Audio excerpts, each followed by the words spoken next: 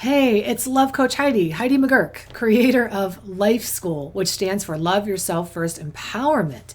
And today we are going to be talking about one of the attachment personality patterns of the withholder. Well, first of all, what is an attachment personality pattern? Well, when we're born into a family dynamic, especially a family dynamic that is dysfunctional in any way, whether it be addicted or abusive or alcoholic or absent, we try to scramble and figure out how to survive, thrive, connect, or cope in that family of origin. And we try on a bunch of different ways of being and ways of showing up.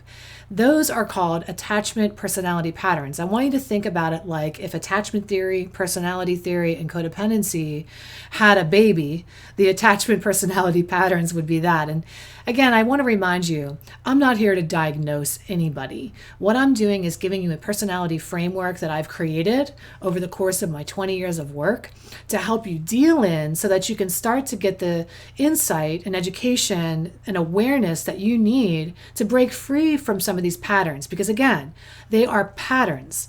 And it's just a way that you've been behaving so far in your relationships. And the great news is awareness is the first step to breaking those patterns. So we're going to talk about the 5 key indicators that you could be a withholder. And these key indicators, again, there's 5. However, there are many more. And maybe you identify as a withholder, but I didn't name necessarily one of your traits. It's not so fixed.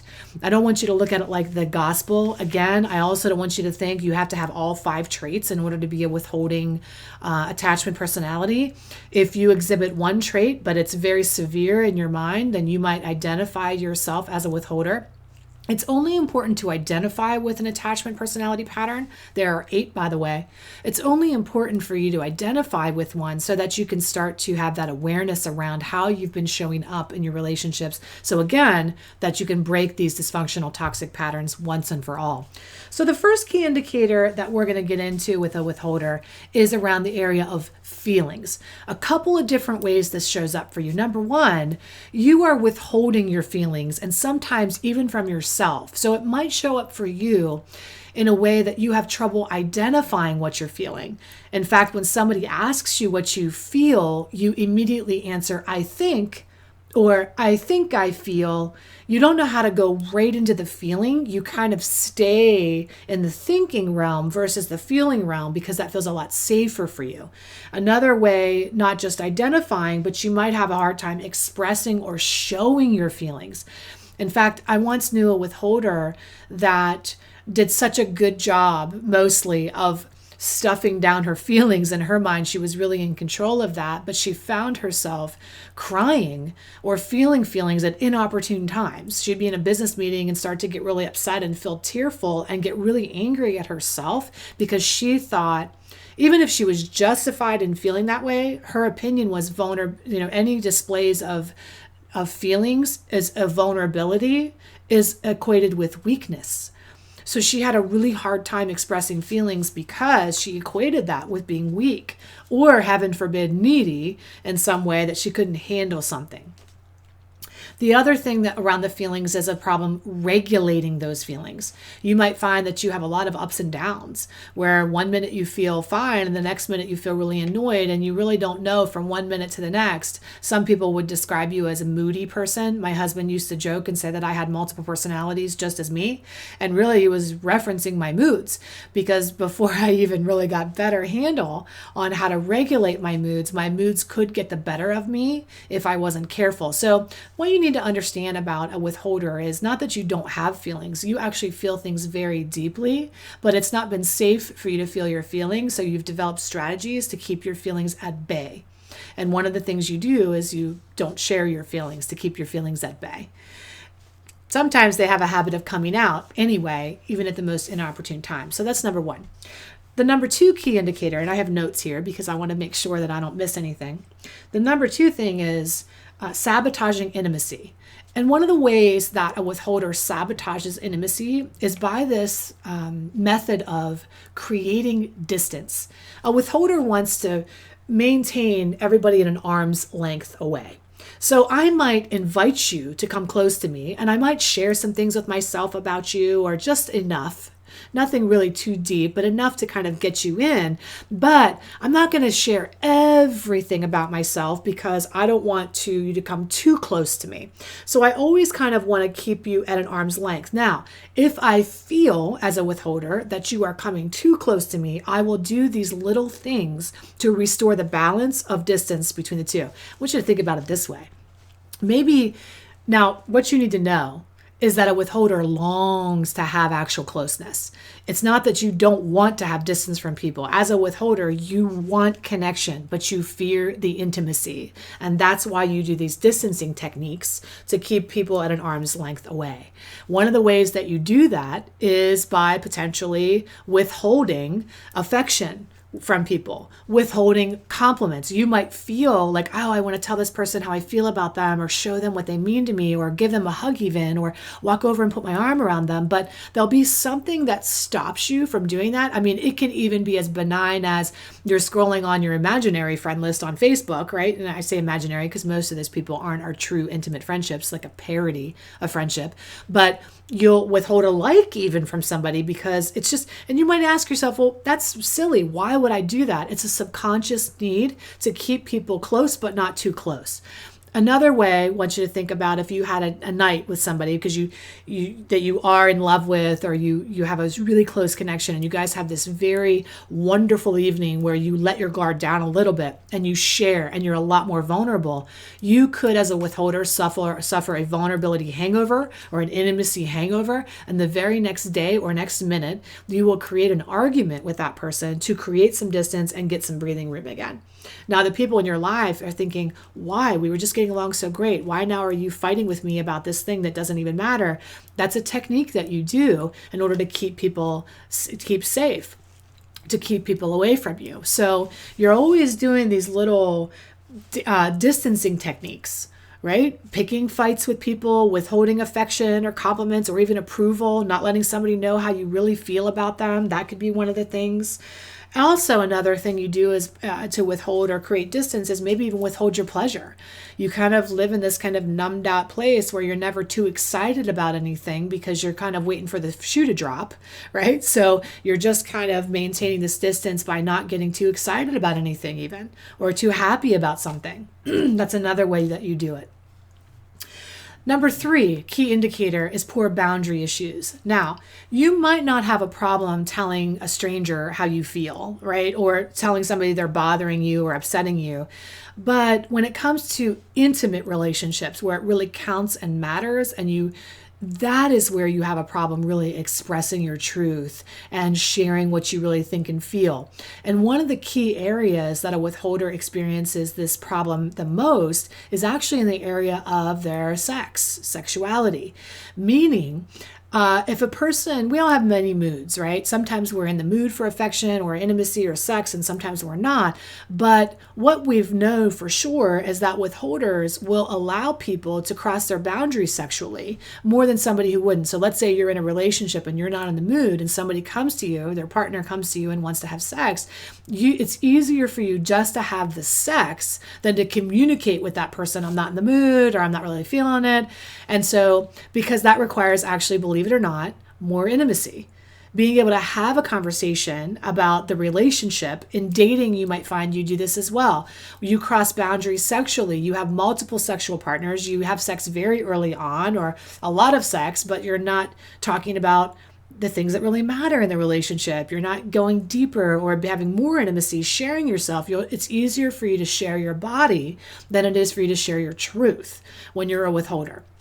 And you'll find that sometimes, even though you long for that deep intimacy, you want love, but you'll settle for sex if you're a withholder. And again, not every withholder is this way, but sex and intimacy, remember, are not the same things. So it's easier sometimes for a withholder to have sex than it is for them to be intimate. So again, sharing feelings is the core underlying issue there.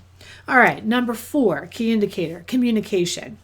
Now, if a person who is a withholder goes into therapy or coaching, what you'll find is that and you might do this too, if you're a withholder, you won't go into therapy and announce everything that's going on in your world and just share all the details, all your trauma, all your stuff. In fact, a lot of people who come into therapy or coaching who are withholders, don't actually offer anything unless they're asked.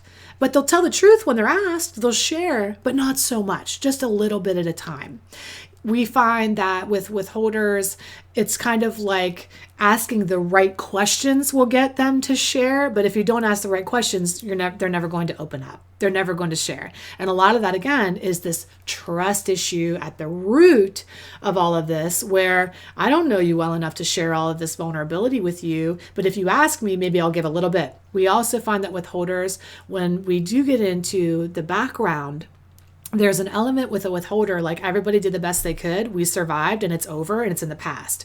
Withholders do not like to go into the past necessarily for fear of drudging something up. There is a fear of the emotion that could be attached, but a lot of the time, withholder has convinced themselves that they just don't care. It doesn't matter. It's over. It doesn't really affect them or bother them. How do you know that these things are showing up for you still and you are affected? Is that you're behaving in these ways. It's showing up in all these other ways. So a lot of the time when a withholder is communicating with somebody they love, they have this mind reading fantasy where they think the right person is going to come along and actually inspire them to want to share, or the right person is going to kind of crack them out of their shell. I want you to think about, a coconut, like a hard, and the inside it's like soft and has this wonderful nourishing juice and all this goodness to share, but it's really hard to get in there. Well, a lot of withholders operate that way, where they expect somebody else to just come along and crack them open. And a lot of times we don't have the right tools to open a coconut. Coconuts are very hard to crack, right? So are you. Very hard to crack. So if you're a withholder, the notion that somebody's going to come along and say the right thing or do the right thing to inspire you to open up is just not going to happen, because underneath there is this fear of vulnerability. So you have to be the one to actually offer it up. But that's something you're going to need to work on, because it's not your natural strength to just want to share. And then the last thing, let's just recap the first 4 key indicators. We talked about issues around feelings and vulnerability. Feeling like you don't know your feelings, or you can't really share your feelings. And again, regulating your feelings could be an issue. We talked about creating distance and sabotaging intimacy, and all these ways we keep these little boundaries around us.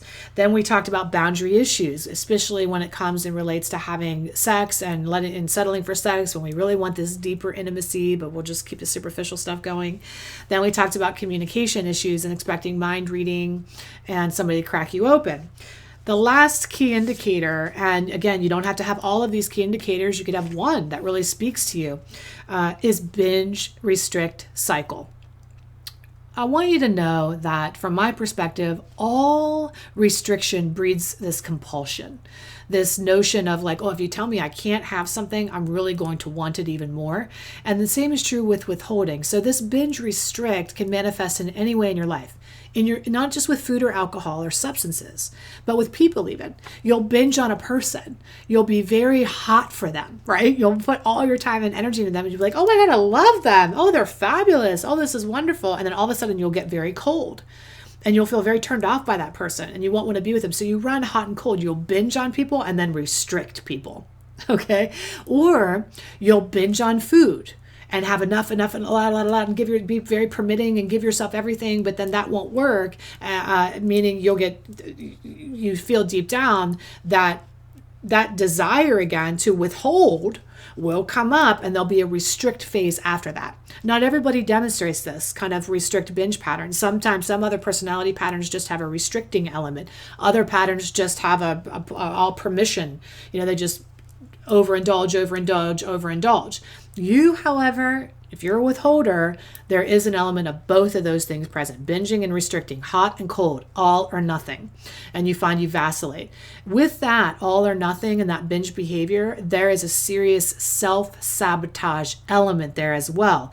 You can run hot and cold with your desire to pursue your goals and dreams. You'll go pursue, and then go cold on yourself and retreat. So there's always this kind of create, collapse, go out, go in, and there's this dance that we do. Now, a lot of people have that dance naturally, but for withholders, it's usually self-destructive and pretty pronounced. Now, why do we do these things? How did we come to the place with these 5 key indicators? Well, one of the things you need to know is that withholders usually come from a very challenging background. you typically you've grown up in an environment with parents who were absent, addicted, unavailable, not over attentive, not enmeshed, right? That's a different thing. But people who were very unpredictable, unreliable, or who didn't quite take care of your needs. And so you learned early on, these people could have even hurt you. It could have gone abusive in many situations. And sometimes what happens is we just stuff it all down and rationalize, well, it didn't really hurt me that badly. We talk ourselves out of really needing their affection because you're fighting this fight. On the one hand, you want their affection and attention so desperately, you want their love, but on the other hand, they're hurting you. And so you kind of convince yourself that you don't want their affection, and that's what the withholder is. The withholder is like, I want to love you, but you might hurt me. At the core root of everything with them, the fear is abandonment, rejection, and pain, kind of like a soup, right? However, withholders don't necessarily fear just abandonment in general. A lot of people could leave a withholder and they'll be totally fine with it because a withholder doesn't get close enough to somebody to actually care if they go. That's the whole name of a game with a withholder. Their biggest fear is getting so attached to somebody that when they do leave them, that'll actually cause them pain. So they just stay so far away so that if you do leave, I won't care. If you do reject me, it won't bother me. Do you see the game that a withholder runs? It's kind of nonsense anyway, right? Because we're withholding from ourselves ultimately at the end of the day. So what is the path out of this? What are the steps that we take? Well, we're in life school, Love Yourself First Empowerment School, and we're learning these self-love, self-disciplines. We're learning how to speak our truth and set the boundaries and feel our feelings and share our feelings. The treatment is actually inside the pattern, right? If we look at the pattern, if we look at the behavior, the solution is working our way out of that behavior. Enlightenment is one thing. Like, I'm going to give you the insight and you're going to go, oh my God, the light bulb's going to go off. That's going to be great.